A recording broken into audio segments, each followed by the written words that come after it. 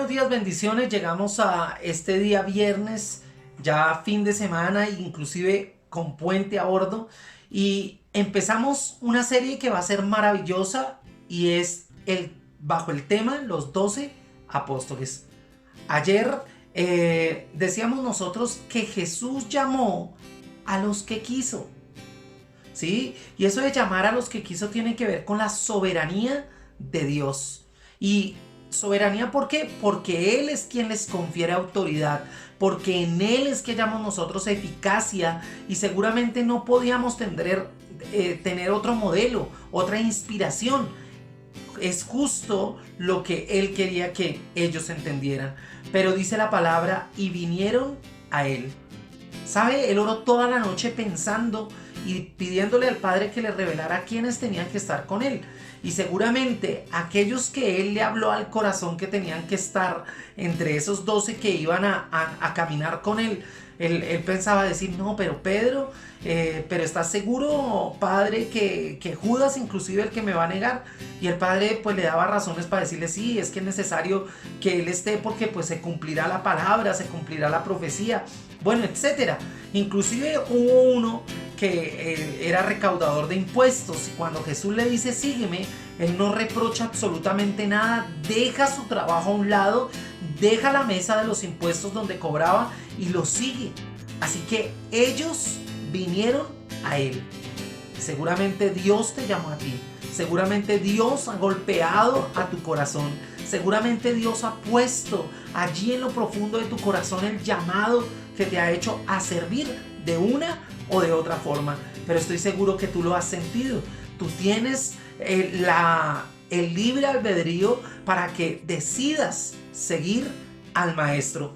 Algunos de pronto han visto la posibilidad, han caminado, pero a veces las cosas no son tan fáciles y probablemente han dejado de lado ese llamado.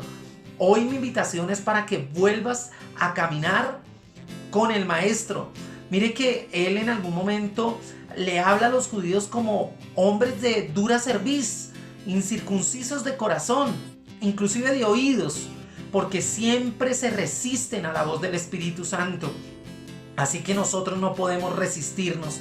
Y sabe, dice la palabra que Él los llamó para que estuvieran con Él, aprendieran de Él. Había algo maravilloso en esos hombres. Y eso maravilloso es que iban a compartir durante un tiempo con Él. Jesús los hizo grandes. Pero sabe que la misión a la que fueron llamados tuvo que ver con enviarlos a predicar. Dice, y Jesús se acercó y les habló diciendo, toda potestad me es dada en el cielo y en la tierra, por tanto, id y haced discípulos a todas las naciones, bautizándolos en el nombre del Padre, del Hijo y del Espíritu Santo, enseñándoles que guarden todas las cosas que os he mandado, y he aquí yo estoy con vosotros todos los días hasta el fin del mundo. Un llamado con una certeza, una seguridad, pero con un acompañamiento y una autoridad delegada maravillosa. Así que imagínese usted, les dio autoridad y eso es maravilloso. Mire, cuando Dios a uno le delega con autoridad, todas las señales pueden suceder. Además, porque iban a ser hechas entre los que iban a predicar. Así que si nosotros recibimos el llamado de Jesús como lo hicieron los discípulos, lo recibimos directamente a Él. Y el que le recibe a Él, recibe al que le envió, o sea, al Padre. ¿Cuáles fueron las características rápidamente de ese grupo? Seguramente estos hombres eran bastante jóvenes, o sea, no eran personas ya que no se podían mover de un lado para otro, que no podían caminar, que no tenían, no, yo creo que eran personas vitales, eran personas maduras, eran personas que iban a entender, iban a caminar con Jesús, más allá de que no tuviesen reproche, de pronto el reproche iba a estar, pero finalmente lo iban a seguir. Entonces esa era una primera característica. El grupo era absolutamente heterogéneo porque se encontraban extremos. Mateo era cobrador de impuestos y digamos que odiado por la gente del Imperio Romano, ¿no? Digamos que había también un traidor, ¿no?, a sus compatriotas porque había un celote, había un guerrillero entre ellos. Simón el cananista, había otro que formaba parte de un grupo de nacionalistas ardientes y violentos, ¿no? Y cosas así. Entonces mire que el grupo era muy heterogéneo. Dios nos llama a nosotros, no importando cuál sea nuestra labor, cuál sea nuestro horizonte, nuestro norte, nuestro sueño, ¿no? Dios nos llama de esa manera. Eran galileos, eran de una región a la que los judíos de Jerusalén miraban con bastante desprecio, ¿no? Inclusive alguien dijo, de ese lugar donde viene Jesús, ¿puede salir algo bueno?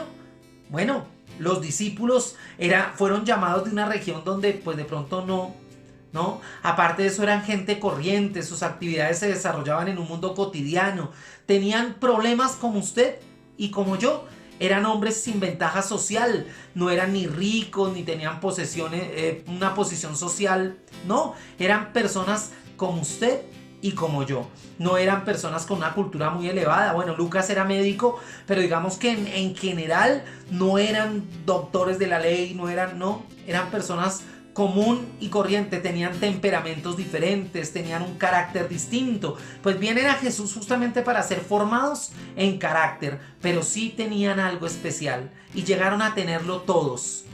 Bueno, Judas al final, con el remordimiento y yéndose a ahorcar, demostró en algo que también lo llegó a tener, y es amaban a Jesús. Habían decidido que Jesús era su maestro, su rabí.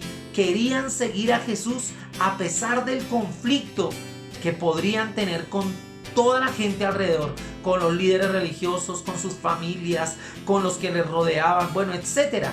Entonces, mi hermano, usted y yo no estaríamos dispuestos a formar parte de un grupo con estas características.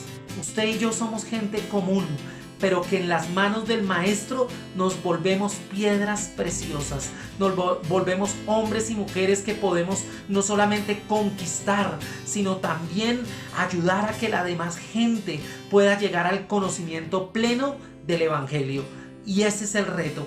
Enlístese en la tarea que el Señor nos va a mostrar a través de estos 12 hombres. El martes empezaremos con uno de ellos y seguramente será fantástico. La invitación está abierta, 12 discípulos.